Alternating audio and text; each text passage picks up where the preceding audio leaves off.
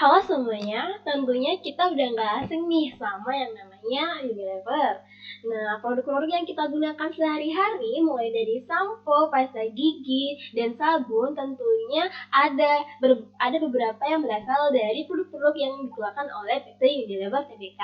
Nah, di sini saya akan melakukan analisis rasio keuangan dari perusahaan Unilever ini.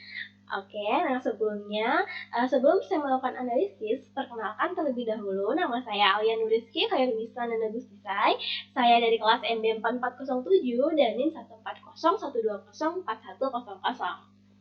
Nah, sebelum itu, mari kita melihat profil singkat dari perusahaan Unilever. Unilever sendiri bergerak pada bidang FMCG atau Fast Moving Consumer Goods dan memiliki 44 merek dengan 9 pabrik yang berada di berbagai area industri di Pulau Jawa.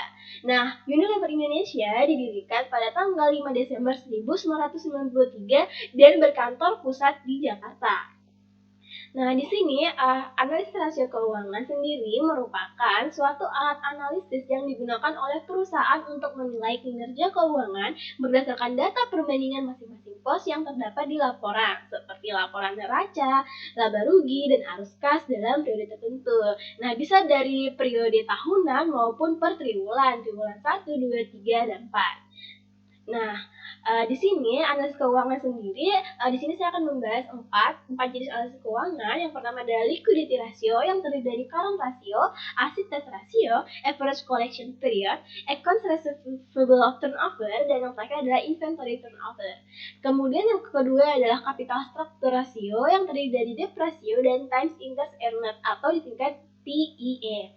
Dan yang ketiga, ini ada Asset Management Efficiency Ratio yang terdiri dari Total Asset Turnover atau disingkat TATO dan Fixed Asset Turnover.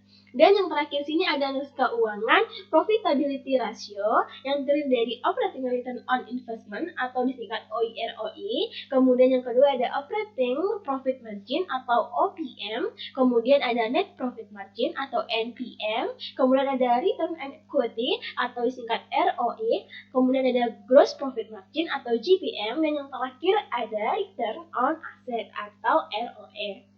Di sini saya akan membahas analisis yang pertama, yaitu liquidity ratio, yaitu satu analisis untuk mengukur kemampuan perusahaan dalam memenuhi kewajiban hutang jangka pendeknya saat jatuh tempo. Nah, yang pertama di sini ada current ratio, yaitu di sini ada rumusnya adalah current asset dibagi dengan current liabilities. Nah, di sini saya menggunakan perbandingan tahun 2018, 2019, dan tahun 2020. Nah, dari hasil analisis dan perhitungan didapatkan bahwa tahun 2018 current rasionya ini sebesar 0,74765, tahun 2019 sebesar 0,65289, dan tahun 2020 sebesar 0,6609. Nah, dari hasil perhitungan tersebut dihasilkan bahwa current rasio PT Unilever ini terlihat menurun nih dari tahun ke tahun. Nah, terus angkanya juga nggak cukup satu. Artinya apa? Kalau angkanya nggak cukup satu, berarti bisa menandakan bahwa perusahaan tersebut kemungkinan mengalami kesulitan dalam membayar utangnya tepat waktu. Nah, angka yang baik itu adalah angka yang lebih dari satu. Tetapi dari hasil ini masih dapat kita lihat bahwa pada tahun 2018 ini masih lebih baik daripada 2019 maupun 2020 karena angkanya di sini adalah angka yang paling besar ya teman-teman. Nah, selanjutnya di sini ada asset test ratio atau kemampuan perusahaan dalam membayar utang lancarnya dengan aset yang paling lancar. Nah, di sini rumusnya ini ada current asset dikurang inventories dibagi dengan current liabilities. Nah, hasil dari perhitungan 2018 ini asset test rasionya sebesar 0,508, kemudian tahun 2019 sebesar 0,466, dan tahun 2020 ini sebesar 0,476. Kesimpulannya di sini kita dapatkan bahwa aset test rasio yang paling baik ini berada pada tahun 2018 karena angkanya adalah angka yang paling besar. Jadi semakin besar angka aset test rasio maka semakin baik pula perusahaan tersebut. Next, di sini ada average collection per year. Yakni di sini ada rumusnya adalah piutang usaha dibagi dengan penjualan bersih dibagi 365. 365 sini adalah hari dalam setahun. Nah, hasilnya di sini didapat tahun 2018 sebesar 43,51, 2019 sebesar 45,31 dan tahun 2020 sebesar 44,97. Nah, di sini dapat disimpulkan bahwa PT Unilever ini bisa mengumpulkan atau menerima piutang dari pembayaran ini paling banyak atau paling baik ini pada tahun 2018. Oke, next di sini ada account receivable turnover, di mana rumusnya ini adalah credit sales dibagi dengan account receivable. Nah, di sini hasil tahun 2018 ini sebesar 8,388, 2019 sebesar 8,044 dan 2020 ini sebesar 8,115. Nah, artinya ini menunjukkan bahwa dalam setahun ini PT Unilever terdapat perputaran atau pembayaran utang sebanyak 8 kali nih, 8 kali semua. Nah, tapi ketika kita melihat rasionya, maka tahun 2018 ini masih lebih baik daripada tahun 2019 dan tahun 2020 karena angkanya masih lebih besar daripada 2019 dan tahun 2020. Jadi semakin besar account receivable turnover, maka semakin baik pula. Nah, next selanjutnya ini ada inventory turnover, di mana rumusnya ini adalah cost of goods sold atau COGS dibagi inventory. Hasil dari perhitungan tahun 2018 ini sebesar 8,4080, kemudian tahun 2019 ini sebesar 8,6010 dan tahun 2020 sebesar 8,329. Nah, kita bisa melihat di sini bahwasannya pada tahun 2018 sampai dengan tahun 2020 inventory turnover atau perputaran persediaan barang PT Unilever ini berputar sebanyak 8 kali dalam setahun. Nah, tapi di sini tahun 2019 masih lebih baik karena angkanya lebih besar daripada 2018 dan 2020. Nah, selanjutnya kita memasuki analisis capital struktur rasio, yakni analisis untuk mengukur struktur kekayaan perusahaan dalam membiayai aktivitas operasional dan pembiayaan aset perusahaan. Yang pertama di sini ada debt ratio, yaitu mengukur seberapa besar sih aset yang dibiayai oleh utang. Nah, rumusnya sendiri ada total debt dibagi total aset. Hasil perhitungan tahun 2018 ini sebesar 0,6118, tahun 2019 sebesar 0,7442 dan tahun 2020 sebesar 0,759. Nah, di sini bisa kita lihat bahwa PT Unilever ini aset yang didanai oleh hutangnya sebesar 61% di tahun 2018, kemudian 74% di tahun 2019 dan 75% di tahun 2020. Nah, di sini di debt ratio ini semakin rendah angkanya maka semakin baik. Nah, dari perhitungan ini maka dapat dilihat bahwa tahun 2018 ini adalah debt ratio lebih baik daripada 2019 dan tahun 2020. Selanjutnya ada tax interest earned atau kemampuan perusahaan dalam membayar beban bunga. Di sini rumusnya adalah operating income atau EBIT dibagi dengan interest expense atau beban bunga. Nah, dari perhitungan tahun 2018 didapatkan hasil sebesar 59,343, kemudian 2019 sebesar 41,938 dan tahun 2020 sebesar 37,291. Di sini bisa kita simpulkan bahwa kemampuan PT Unilever untuk membayar beban bunganya itu paling baik adalah pada tahun 2018, yang artinya adalah setiap $1 beban bunga dapat dibayar atau dijamin oleh laba operasional sebesar hasil perhitungannya ini, teman-teman. Nah, semakin besar angkanya maka semakin baik. Oke, selanjutnya kita memasuki Asset Management Efficiency Ratio atau suatu analisis yang digunakan untuk mengukur kemampuan perusahaan seberapa efisiensi dalam menggunakan asetnya untuk menghasilkan penjualan.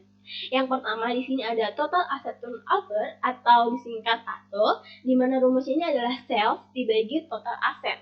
Nah, hasil perhitungan dari total asset turnover ini tahun 2018 sebesar 2,1411, kemudian tahun 2019 sebesar 2,0789 dan 2020 ini sebesar 2,0926. Nah, di sini kita bisa melihat bahwa setiap $1 total aset aset dari perusahaan PT Unilever mampu menghasilkan nilai penjualan sebesar 2,141 pada tahun 2018, kemudian 2,0789 pada tahun 2019, dan 2,0926 pada tahun 2020. Nah, di sini kita bisa melihat bahwa yang paling baik ini adalah tahun 2018 karena nilainya adalah yang paling besar daripada yang lainnya. Nah, selanjutnya ada fixed asset turnover, di mana rumusnya ini adalah sales total atau total penjualan dibagi dengan fixed asset atau total aset tetap.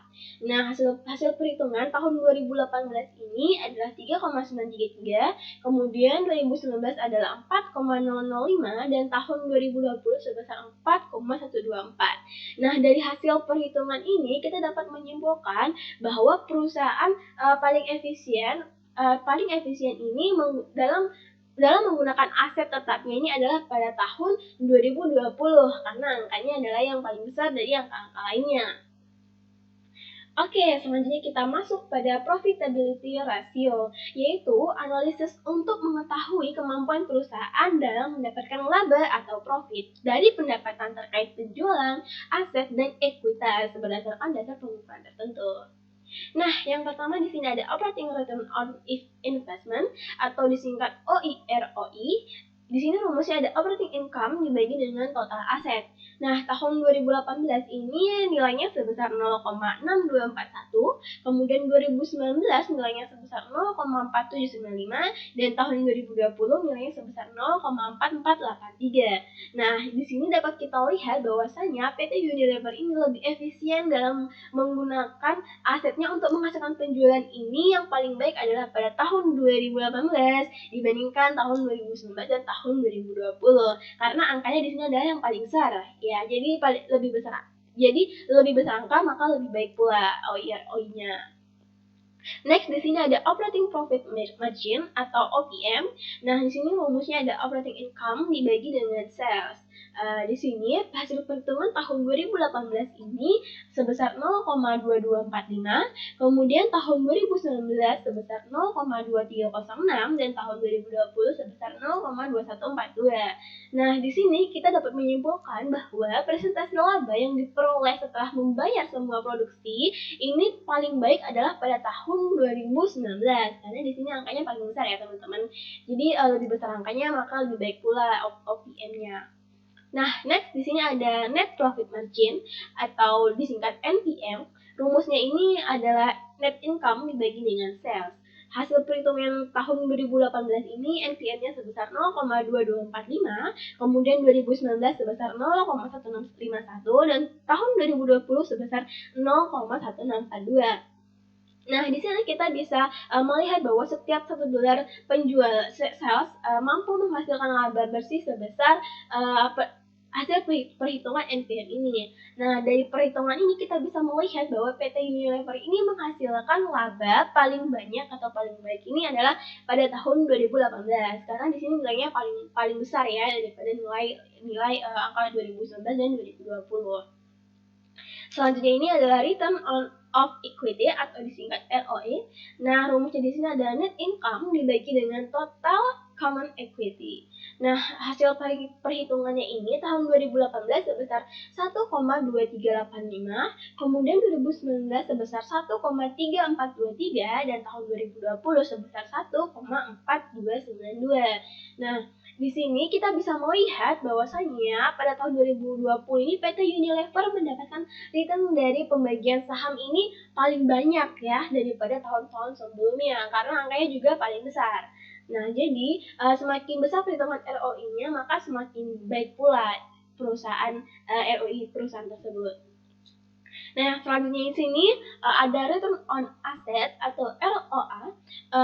Rumusnya ini adalah net income dibagi dengan total aset. Perhitungan tahun 2018 ROA-nya ini sebesar 0,4807, kemudian tahun 2019 sebesar 0,3433, dan tahun 2020 sebesar 0,3436. Nah, dari perhitungan ini kita bisa melihat bahwasanya PT Unilever ini lebih efektif dalam menggunakan asetnya untuk pemasukan laba bersih paling baik adalah pada tahun 2018 dibandingkan 2019 dan tahun 2020 karena nilai ROA tahun 2018 lebih besar daripada 2019 dan tahun 2020. Nah, kita udah sampai di penghujung nih, jadi udah semua analisis perhitungan sudah saya jelaskan. Nah, cara mengetahui apakah analisis kita ini baik atau tidak, maka caranya adalah dengan membandingkan hasil analisis perusahaan yang kita analisis dengan perusahaan sejenis terkait. Nah, tinggal kita bandingkan mana yang lebih baik. Oleh karena itu, dari hasil analisis inilah dapat menuntun kita dalam menentukan apakah baik untuk kita berinvestasi di perusahaan ini atau baikkah sistem manajemen keuangan dari perusahaan tersebut. Jadi, sekian penjelasan tentang analisis keuangan dari PT Unilever Tbk Indonesia dari saya. Kurang dan lebihnya mohon dimaafkan. Saya tutup. Wassalamualaikum warahmatullahi wabarakatuh.